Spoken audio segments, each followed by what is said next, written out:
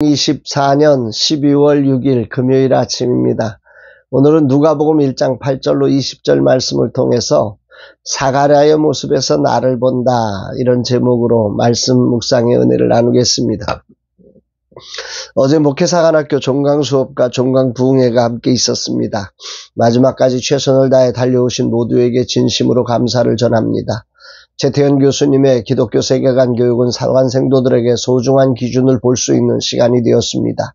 그리고 이어진 부흥의 시간, 장준수 목사님의 초자연적인 믿음에 대한 말씀은 매우 큰 감동이었고, 기도회까지 인도하시는 최선의 섬김으로 모두에게 큰 도전과 은혜가 되었습니다. 진심으로 감사드립니다. 오늘은 금요 세미나로 영적 전쟁이란 주제로 김성일 목사님의 강의가 있습니다. 모든 시간 주님의 특별한 터치가 있는 시간이 되기를 기도합니다. 이날 주님 어떤 말씀으로 인도하실까? 본문에는 사가랴가 제사장으로 평생 한 번 오는 기회인 성전에 들어가 분향하는 가운데 주의 사자가 나타나자 사가랴가 놀라며 무서워합니다. 11, 12절 주의 사자가 그에게 나타나 향단 우편에 선지라 사가랴가 보고 놀라며 무서워하니, 평생 한 번 오는 기회를 맞아서 분향하러 들어간 사가랴에게 분향단 오른쪽에 천사가 나타났으니 정말 놀랍고 영광스러운 일입니다. 그러나 인간이기에 전혀 상상치 못한 신적 존재의 등장에 그는 놀라고 무서워했다고 합니다. 여기 무서워했다는 단어는 헬라어로 포버스라고 하는 단어입니다. 이 갑작스러운 등장, 이 천사의 갑작스러운 등장에 놀란 그 두려움, 한편의 두려움의 놀람이고, 또 하나는 신적인 현현 앞에서의 경외심의 그 두려움이겠죠. 이런 것들이 혼합된 감정으로 표현된 단어가 이 포보스라고 하는 단어일 겁니다. 그런 사가랴에게 주의 천사가 놀라운 말씀을 전하지요. 13절 천사가 그에게 이르되 사가랴여 무서워하지 말라. 너의 간구함이 들린지라. 내 아내 엘리사벳이 내게 아들을 낳아주리니 그 이름을 요한이라 하라. 너의 간구함이 들린지라. 천사는 사가랴의 기도가 들렸다고 했습니다. 여기 들렸다는 표현은 헬라어 원문에 의하면 에이세 코우스테라고 하는 그 단어인데, 이거는 그 동사인 에이스코우라고 하는 단어의 그 수동태 형태입니다. 그러니까 단순히 듣는 것을 넘어서 귀 기울여서 듣고 적극적으로 거기에 반응하는 이런 표현이라고 하는 거죠. 여기서 사가랴의 기도라고 하는 것은 자녀를 위한 기도였을 것입니다. 당시 사회적 종교적으로 자녀가 없는 것은 큰 슬픔이었고, 혹시 죄 때문인가? 뭐 이런 생각, 제사장인데 그런 어떤 여러 가지 어려움들이 많이 있었기 때문에 이 기도가 대단히 많이 심각한 기도로 했을 것이라는 것은 얼마든지 추측 가능합니다. 오랜 세월 그는 아내와 함께 기도했을 것인데, 나이 많은 지금 성전에서 분향하는 가운데 이 기도의 응답이 온 것입니다. 그것도 구체적인 성별과 이름까지 지명하여 알려주고 계신 거지요. 그리고 그가 어떤 사람으로 살 것인지까지도 말씀합니다. 14, 17절 너도 기뻐하고 즐거워할 것이요 많은 사람도 그의 태어남을 기뻐하리니 이는 그가 주 앞에 큰 자가 되며 포도주나 독한 술을 마시지 아니하며 모태로부터 성령의 충만함을 받아 이스라엘 자손을 주 곧 그리스도 그들의 하나님께로 많이 돌아오게 하겠습니다. 그가 또 엘리야의 심령과 능력으로 주 앞에 먼저 와서 이 아버지의 마음을 자식에게 거스르는 자를 의인의 슬기에 돌아오게 하고 주를 위하여 세운 백성을 준비하리라. 놀라운 말씀이죠. 주 앞에 큰 자가 된다. 모태로부터 성령의 충만함을 받았다. 하나님께 많은 사람을 돌아오게 하겠고, 엘리야의 심령과 능력으로 이 거룩한 사명을 감당해서 주를 위하여 세운 백성을 준비하는 자가 될 거다. 아주 놀라운 축복의 말씀으로 그 사가랴와 엘리사벳의 기도를 하나님이 듣고 이렇게 응답으로 이제 아이를 보낸다, 이렇게 말씀을 하신 거지요. 의인의 삶으로 주의 모든 계명과 규례대로 흠이 없이 행한 사가랴의 가정을 하나님이 아셨던 거죠. 그의 기도를 들으셨던 거죠. 그런데 여기서 질문은 언제쯤 들었을까? 근데 지금 사가랴가 나이 많아 늙은 때에 왜 이때에 하나님이 응답하셨을까? 그것도 제사장으로서 온 백성을 위하여 기도하러 들어간 성전에서 응답하셨을까라고 하는 이런 의문을 갖게 되는 거죠. 성전에서 응답하였다는 것은 이 아이의 사명이 단순히 한 집안의 아이가 아니라 온 백성들을 위한 하나님의 계획 속에 있는 자녀라고 하는 사실을 상징적으로 나타내는 하나님의 응답이라고 생각됩니다.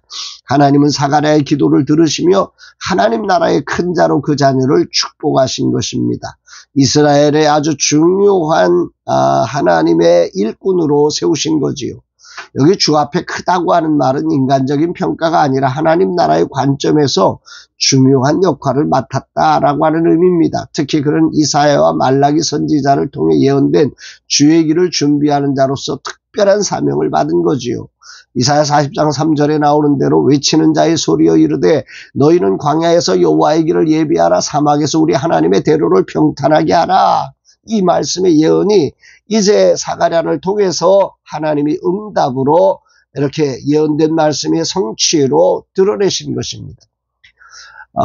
정말 하나님은 사가랴 가정의 온전한 헌신을 기뻐하시면서 태중에서부터 성령의 충만함을 있게 하시며 태어나기 전부터 하나님의 계획 속에 준비되었다고 하는 것, 특별한 은총을 부어주셨다는 것을 이렇게 아주 구체적으로 이 사가랴에게 말씀해주고 있는 거지요.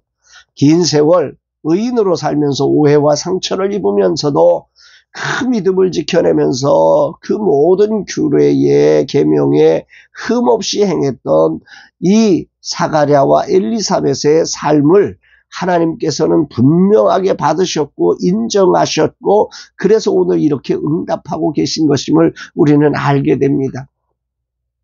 그러면 이렇게까지 아주 상세하게 응답을 하나님이 말씀하시면 사가랴의 반응이 정말 하나님을 찬양하고 받아들여야 하지 않습니까? 그런데 놀라운 반응이 나옵니다. 18절 사가랴가 천사에게 이르되 내가 이것을 어떻게 알리오 내가 늙고 안 해도 나이가 많으니이다. 메시지 성경은 이 뒷부분을 이렇게 번역을 하고 있어요. 그 말씀을 믿으라는 말입니까? 나는 늙은 사람이고 내 아내도 늙었습니다. 하나님께서 천사를 통해 주신 놀라운 축복에 사가랴는 믿을 수 없다는 말을 하고 있는 거예요. 사가랴가 누구예요? 의인으로 모든 말씀과 규례에 흠이 없이 행한 사람 아니에요. 그런데 천사가 나타나서 이렇게 구체적으로 그 이름까지도 그 사역까지도 구체적으로 하나님의 은총을 입고 하나님이 응답하셔서 주신 선물이라고 말씀하시는데 이걸 믿을 수가 없다는 거예요. 어떻게 이렇게 대답할 수 있는 거죠? 다른 사람도 아닌 사가랴가. 이것이 오늘 아침 묵상의 주제가 됩니다. 오랜 세월 기도했건만 자신의 상황과 시간에 맞지 않는다고 믿지 못하겠다고 하는 거지요. 내가 하나님의 응답을 믿을 수 없어요 하는 거예요. 하나님의 주권과 능력을 신뢰하지 못하고 자신의 상황에 갇혀서 이렇게밖에 할 수 없는 이 사가랴의 모습이 큰 울림을 줍니다. 이것이 죄로 하나님 나라를 상실하고 사는 작은 인간의 한계가 아닌가 생각해 봅니다. 하나님의 크기로 살아가는 것이 믿음인데 하나님 나라를 보여주어도 자신의 한계 아래 갇혀서 그것을 믿음으로 받을 수 없는 인간의 약함을 봅니다. 이것이 바로 내 모습을 돌아보게 됩니다. 늘 갇히지 말라고 다짐하고 또 다짐함에도 현재의 상황적 논리에 갇힐 수밖에 없는 인간의 약함을 봅니다. 그러나 하나님의 계획과 역사는 우리의 기대와 시간과 크기를 완전히 넘어서는 놀라운 것임을 다시 한번 고백하며 찬양을 올려드립니다. 하나님의 약속은 인간의 한계를 초월하는 것임을 다시금 확인하며 주님의 말씀에 온전한 믿음으로 받는 그런 사람이 되기를 다짐합니다. 여러 가지 상황을 경험하면서 하나님을 향해 쪼그라진 나의 믿음의 그릇을 돌아보라고 주님은 말씀하신 것 같습니다. 100명을 넘지 못하는 후원자의 상황 사무실국의 출자금을 구하면서 당장의 현실적 한계에 갇혀 제대로 구하지도 못하고 바라보지도 못하는 내 삶을 자백합니다. 사가랴의 모습이 바로 나의 모습임을 자백합니다. 주님 이 연약한 믿음의 긍휼을 베푸소서. 주님의 말씀을 믿고 일어나 어떤 상황에도 갇히지 않고 구하고 바랄 수 있는 믿음의 사람이 되게 하소서. 사가랴의 기도를 들으신 주님이 나의 기도를 들으심을 찬양합니다. 감사합니다. 그래서 더욱 기도합니다. 주님 인도하옵소서 고백합니다. 사랑하는 여러분, 오늘 여러분들은 어떠십니까? 오늘 현재의 상황에 갇혀 있지 않으신가요? 오랫동안 기도한 정말 소중한 기도의 제목이 응답되지 않았다고 포기하고 계신 건 아닌가요?